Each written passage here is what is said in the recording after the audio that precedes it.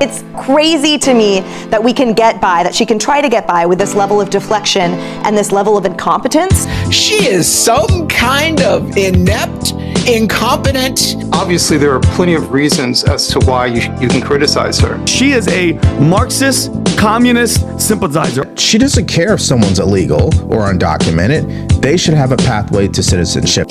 She is too stupid. The woman who has been nothing but a failure and a complete disaster. And joining me now is Los Angeles Mayor Karen Bass. Mayor, it's great to have you on the program. Thank you for making time. Thank you for having me on, Chris. In Southern California, wind whipped flames carving a brutal path. The Madre fire exploding over the past 24 hours, scorching a massive area 2 hours north of Los Angeles. Catastrophe in California. A Los Angeles disaster movie roars to life. Whoa! This was like an 80-mile-an-hour blowtorch. I came out and I saw a fireball. Do you know what you're going to do now? Firefighters in Los Angeles are bracing themselves for a fresh wave of strong winds as they continue to battle wildfires that have been raging for more than a week. Los Angeles Mayor Karen Bass is facing mounting criticism over her response to the deadly wildfires gripping Southern California. More than 140,000 people have signed a Change.org petition demanding that Bass resign. But the mayor of Los Angeles, Karen Bass, is now finally back from Ghana. Joe Biden sent her there for the inauguration. Like, who gives a crap? Why is the LA mayor going to Ghana? They say this, that Mayor Bass was at an embassy cocktail party in Ghana as the Palisades fire exploded. She's over there in Ghana for this ceremonial. What? Why?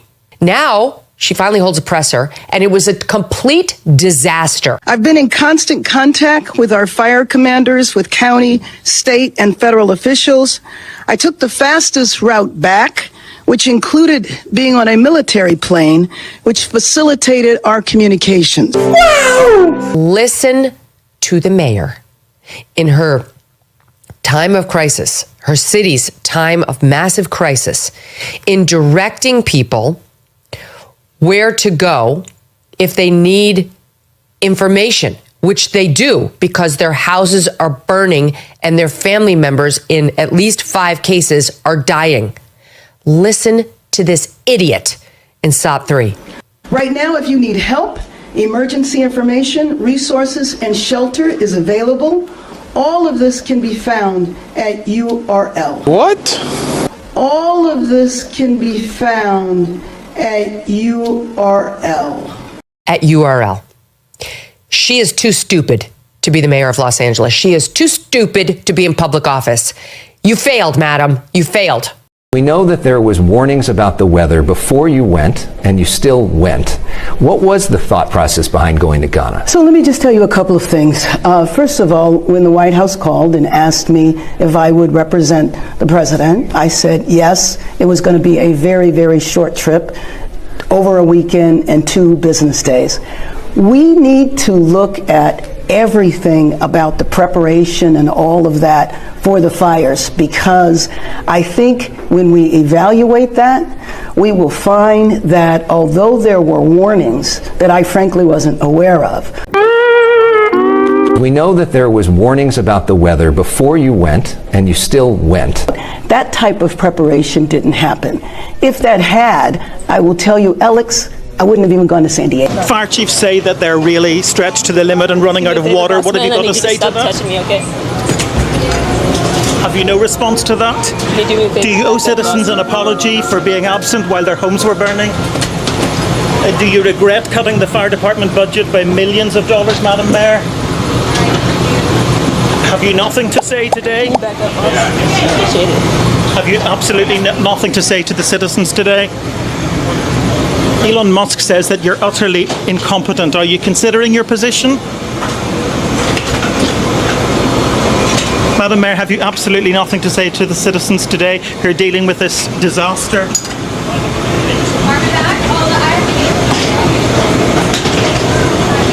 No apology for them? Do you think you should have been visiting Ghana while this was unfolding back home?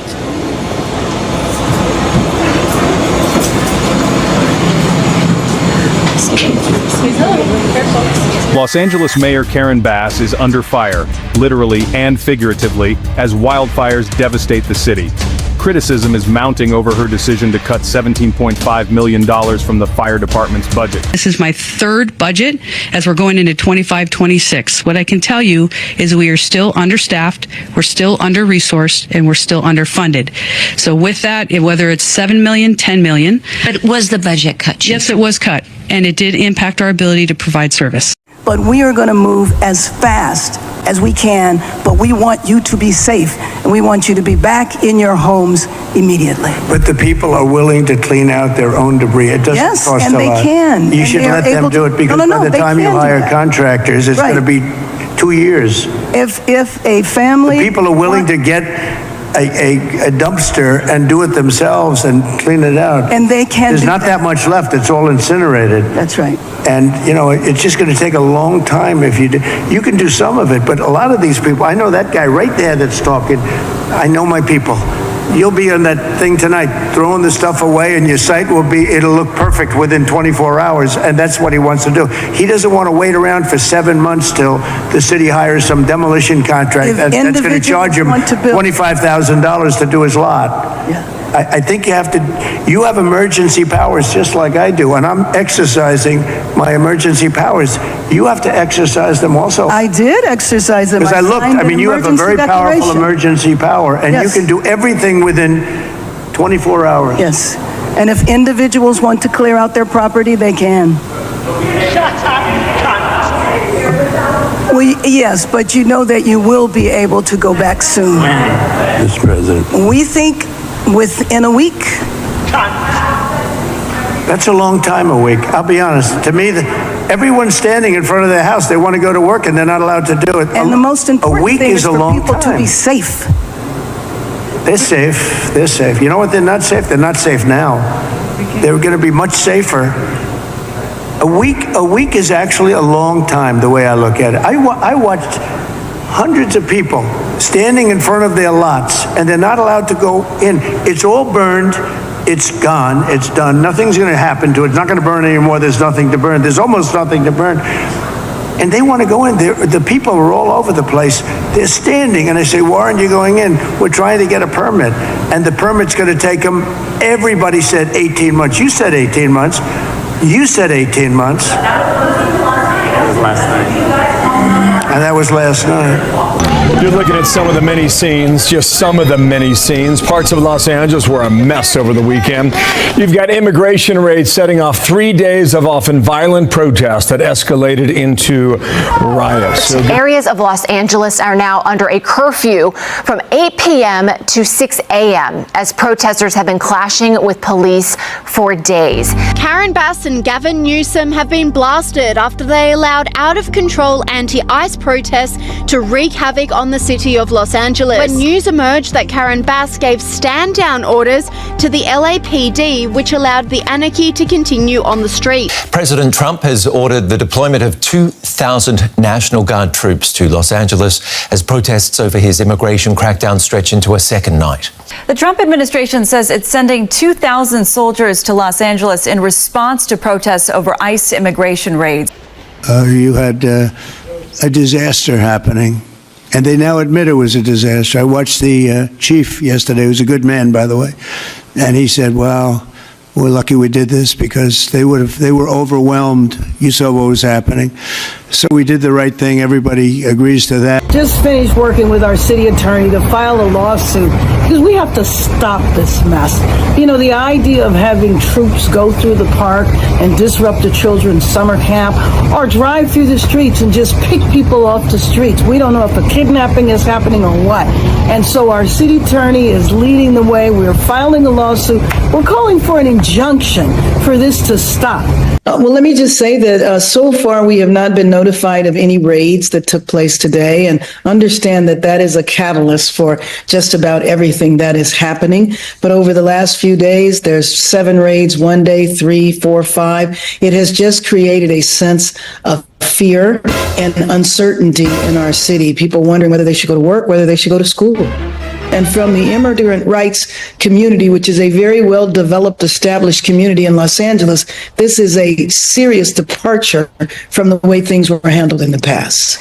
The Deputy Chief of Staff of the White House, Stephen Miller, I want to say he has been talking about essentially you and the governor as guilty of essentially insurrection. He keeps using that word, and I want to read to you something he said about you. He said, Mayor again sides with the insurrection mob, tells ICE to abandon the city.